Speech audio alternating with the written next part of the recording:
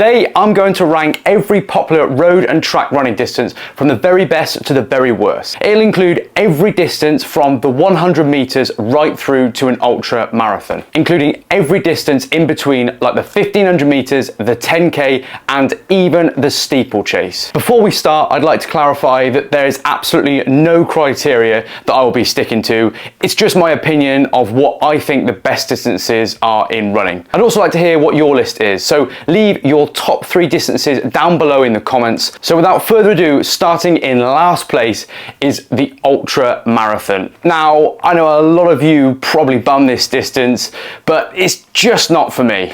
When I think of racing, I think of competitive, fast-paced running. Don't get me wrong, you can do this in ultra marathon, but it's just a little bit too slow, and it's more about plodding and completing longer distances than anything faster paced. The ultra marathon is often thought as the ultimate test of human endurance, but for me, running a personal best over a much shorter distance is far more impressive. It just isn't for me, the ultra marathon distance, sorry, so that's in last place. If you're still here, the second worst in my opinion is the 400 meters. Now, I can understand people's anger here because the 400 meter is a pretty cool distance, but you're either a failed 200 guy or you've too much speed to be an 8. To be fair, my hatred and dislike for the 400 meter probably comes from all those 400 meter reps that we've got to do at the track. It's just really a long sprint, isn't it? And it hurts so much. So again, not for me. Getting better, but only just better, is the 15K distance. A pointless distance, really. The 10K and the half marathon are doing just fine. Why do we need to complicate it and start dishing out some pointless world records? I mean, the 15-kilometer world record for the men's event isn't even set in a 15-kilometer race. It was set in a half marathon race. So that kind of says it all, really. Completely rubbish. Now, following on from the 15K is the 10 mile, and it's very similar to a 15K, to be honest with you. I won't give it too much, but it's a funny one, especially as most race distances are now measured in kilometers. It's a bit of a silly distance, but I have used it as part of my half marathon training, and that's why I put it slightly above the 15K. Just not really for me.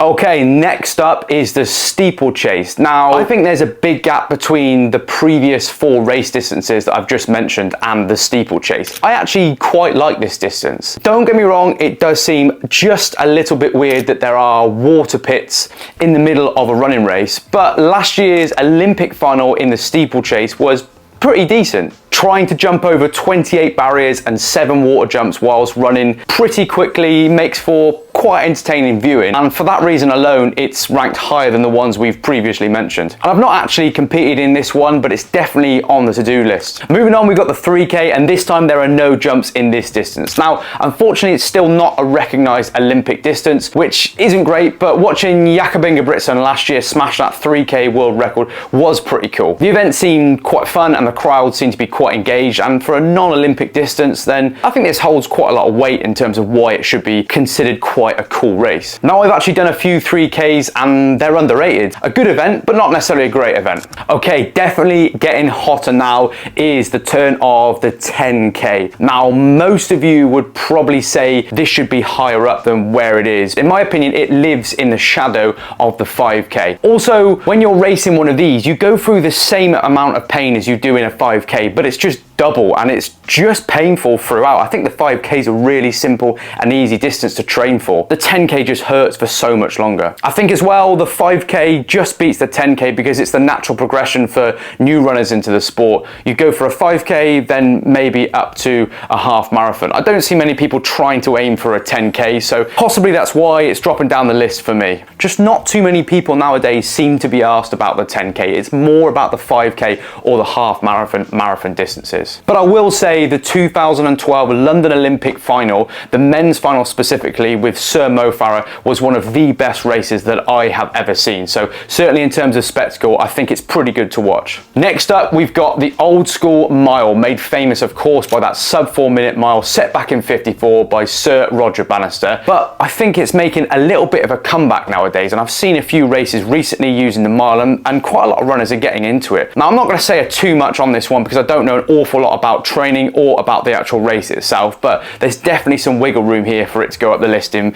maybe a future video. Okay, we're definitely getting going now, and next up is the 800 meter. I think this is a perfect balance of both anaerobic and aerobic energy systems, and to be honest with you, it is absolutely disgusting to run. The burn and pain you get of an 800 meter just cannot be matched in any other distance. Now, I've only done these in training, and I've worked pretty hard on these over training, and I've never raced them, and that is enough pain for me to say I will not be racing one anytime soon. Now, when I think of 800 meters and I think of that distance, I think of mainly two people, Dame Kelly Holmes and Keely Hodgkinson, especially in the most recent Olympics when she nailed that race under all that pressure. She was expected to win and she delivered. I think about Coe and Yvette and the rivalry they had that make this distance pretty epic. This is definitely Cornwall material. If you're the fastest 100 meter runner in the world, you're genuinely considered to be the fastest person alive. So it's got to count for something, right? But I'm not gonna lie, I hate all this false start crap and the absolute age-long build-up for a 10-second race, but it does amaze me how people commit and dedicate their lives to training towards it just to improve by 1/10 of a second. The small margins in this race are incredible, and if you think about the Olympics, more often than not you're probably going to be thinking about that 100 meter final. The men's and women's each and every year throws up an absolute spectacle, and I do love watching it on the telly. A great event. For argument's sake, I'm going to put the 100 and the 200 together because I think they're just a little bit similar. Sorry, I'm a long distance runner, that's probably why I'm going to do it. Okay, so now it's the turn of the half marathon. I absolutely love this distance. It was my best race to date, was in the half marathon, so naturally I'm going to be a little bit biased towards this one. Now let me explain why I think it's the best. Now, I think you can train for this and you don't have to commit so many hours like you would have to into a marathon. And it's also becoming quite a trendy event for people to progress from 5, maybe a 10K up to a half marathon. And I think a lot of people are starting to really engage with this distance. I think it's quite manageable in terms of having a job and training for it as well. One thing though that is really getting on my nerves at the moment is the cost of these half marathon distances. They're going through the roof. My local event is charging £50 for a half marathon, which is extortionate, but unfortunately that's just the way that the running races are going nowadays. Okay, boom, finally we're here into the top three that you've all been waiting for, and in third place I'm putting the marathon. And whilst I've never actually done a full marathon, it's one that definitely excites me and motivates me more than any other distance. It takes a special breed of person to be able to compete in these on a regular basis. I can really see the attraction and the appeal in them. It's months and months, if not years, of training to knock maybe a matter of minutes, maybe not even that sometimes. I think as well, because you can only realistically do 2 of them a year, it makes it quite a special event as well. And last summer's women's Olympic final was absolutely incredible and is a true reflection of how even over after 26 miles, you can end up with a nail-biting sprint finish. Obviously, I'm going to be an absolute fool if I don't mention the GOAT Eliud Kipchoge when it comes to marathon running as well. But yeah, the marathon, that's a seriously cool event. Okay, so moving into second place then, and I'm putting the 5K in second place. Where do I even start? Well, let's go with the park run. The park run is the backbone of the British and now probably international running community. It's a free 5K event every Saturday all over the country, aimed to promote the sport, and boy does it do this so well. Now, the Olympic version of parkrun, the 5K, is unbelievable as well, and this is done in 12 to 14 minutes, and it's the perfect amount of time to keep you engaged without feeling the need to scroll through Instagram or something. It's such a damn good event and I'm all for it. It's also the goal for so many recreational runners to be able to compete, but also just to complete a 5K. It's synonymous around the world. It's so famous, and I think it's probably the most popular running distance there is. It resembles what many people consider to be a long distance as well, and I think that goes quite a long way. And I don't really care what your goal is. The 5K can be rewarding to everyone of absolutely all abilities. That's why I personally rate it so high. It's not about the Olympians, it's about those people that just want to finish that 5K. But you do think of Mo Farah again in those Olympic Games back in London in 2012, on that Super Saturday when it all came together. But for running clubs too, it's probably the most run distance out of everything. I absolutely love it. I'm doing a few more upcoming soon. I think there's so much that can be done in this sport as well to make it even better, even trendier, make it a really jazzy event with loud music,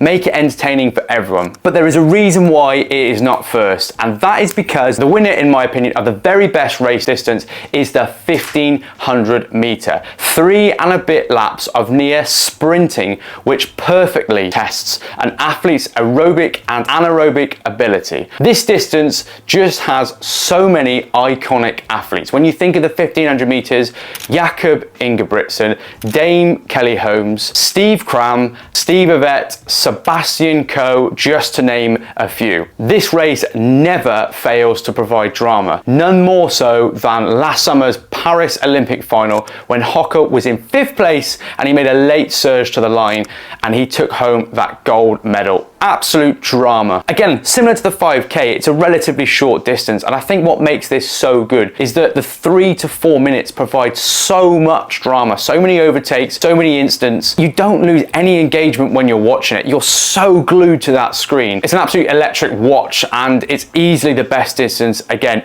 in my opinion. So there you go, that's my list. It's probably wrong, but that's what I think are the best distances in running.